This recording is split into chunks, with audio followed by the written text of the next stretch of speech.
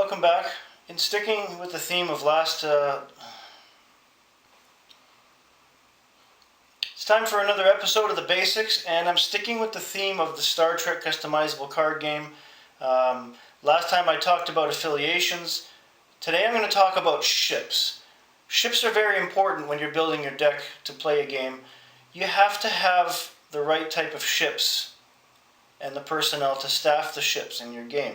And some people think, oh, a ship is a ship is a ship. Well, I'm going to show you why that's not correct. So let's get started. Ships in this card game are not as straightforward as you might think they are. For example, if you are using the Federation affiliation, you do get some pretty good ships to start off with.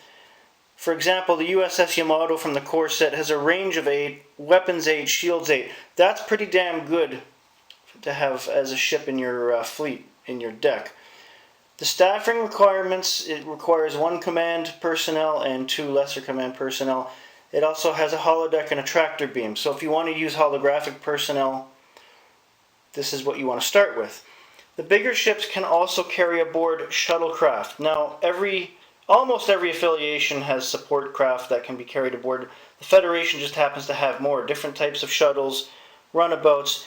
They generally have a smaller range because they can't go as far down the space line, and the weapons and shields are garbage. So weapons and shields of 2 each versus 8 on your Yamato. You're not going to use this to fight anybody. You're going to use it to visit a space line location for a mission or transfer from ship to ship.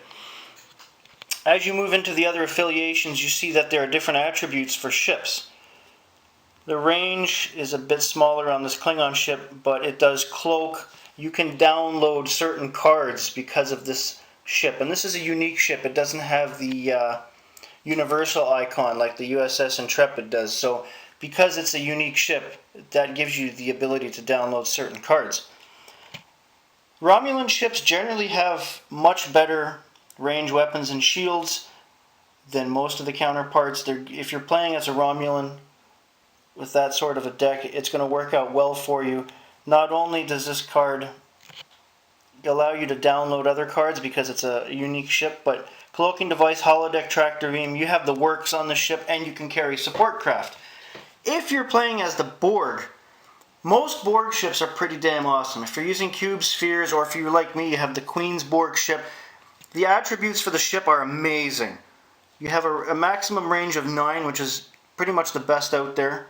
Weapons and shields of 14. So unless somebody has a small armada and some event cards that's going to boost their weapons and shields, they're not going to mess with you.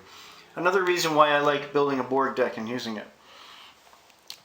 The surprise in this game is non-aligned ships. There are some pretty good non-aligned ships. Now, a lot of them are kind of wimpy and are smaller ships, but when you have a card like the Husnock ship, weapons 9, shields 12, that's formidable to use as an add-on to your deck, depending on your affiliation, or if you want to build a non-aligned deck entirely, because there are missions that you can put down to have you score points. And if you have 2 or 3 of these ships in your deck, you're not going to face a lot of opposition, if any.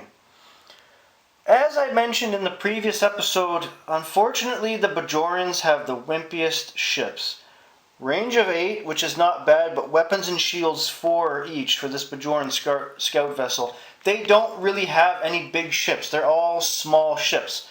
The only good thing is the staffing requirements are non-existent, so you can put anybody aboard the ship to get it going, which means you can jump a space down in the space line very quickly, but it's problematic because anybody with a bigger ship that comes along, like one of those, is going to knock you off instantly on your first hit. Because say someone's playing the Borg, weapons of 14, you have shields of 4, good luck with that, especially if all your personnel are on board.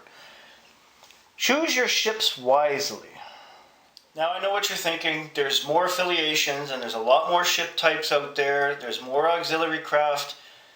Yes, I'm not getting into every affiliation ships, otherwise this episode is just going to keep going on and on forever. Nobody wants that. Suffice to say, next to your affiliation, the ships are the most important part of the deck, because without a good ship, where are you going to go down the space line? Nowhere. You need, like I mentioned, you need range, you need shields, you need weapons in case anyone initiates battle, and contrary to what some gamers might tell you, you are wise to have an auxiliary craft in your deck, whether it be the main draw deck or your side deck. It's not bad to have a shuttle or a runabout or a small auxiliary craft, because what if you need to get off your ship in a hurry and your transport and someone's blocking your transporters with another card? Put some personnel in the shuttle, get them the heck out of there so you don't lose everything, because that might cost you the game. So choose your ships wisely. Catch you all next time.